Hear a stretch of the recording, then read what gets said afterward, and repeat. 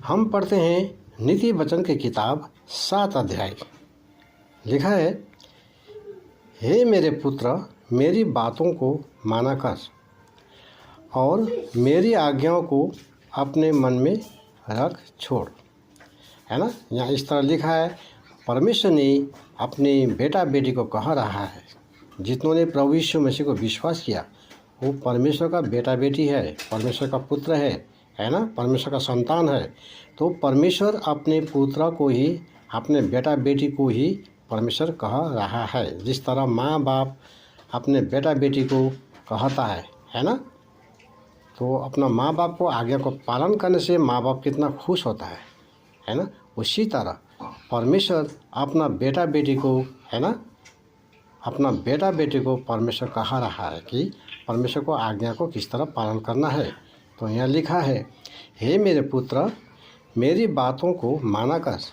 है ना, परमेश्वर ने कहा अपना बेटा बेटी को कि परमेश्वर का वचन जो है ना, उसको मानना है, उसको मानना है ना। इसका मतलब यह है कि उसको परमेश्वर का वचन जो है उसको पालन करना है ना। और लिखा है, और मेरी आज्ञाओं को अपने मन में रख छोड़। और परमेश्वर का आज्ञा जो है ना, परमेश्वर का वचन जो है उसको हम अपने मन में रखना है ना, और अपना दिल में दिमाग में भी रखना है। क्योंकि जब हम, है ना, जब हम स्कूल पढ़ते थे तो हम कितना पोइम हम याद करते थे, जो आज भी हम, है ना, वो पोइम हम कह सकते हैं, है ना, वो कविता आज भी हम बोल सकते हैं, है ना, क्योंकि उसको भी हमने याद किया और अपना दिल में रखा है ना, और दिमाग में भी रखा है।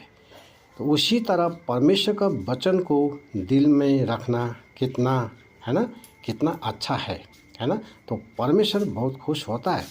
तो परमेश्वर के वचन को हम पढ़ने, है ना, पढ़ना है, उसको समझना है, अपना दिल में, अपना दिमाग में रखना है, और है ना, किसी को शेयर भी करना है और किसी को सुनाना भी है ना।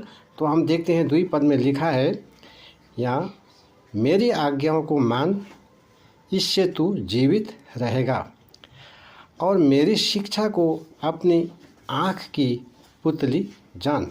है ना, यहाँ लिखा है परमेश्वर को आज्ञा को हम मानेंगे, है ना, हम जीवित रहेंगे, है ना, हम जीवित रहेंगे, है ना। हमारा जीवन अनंत जीवन जो परमेश्वर में है ना, वो जीवन अनंत जीवन है जो परमेश्वर में, है ना, हमने पाया है। और परमेश्वर की शिक्षा को लिखा है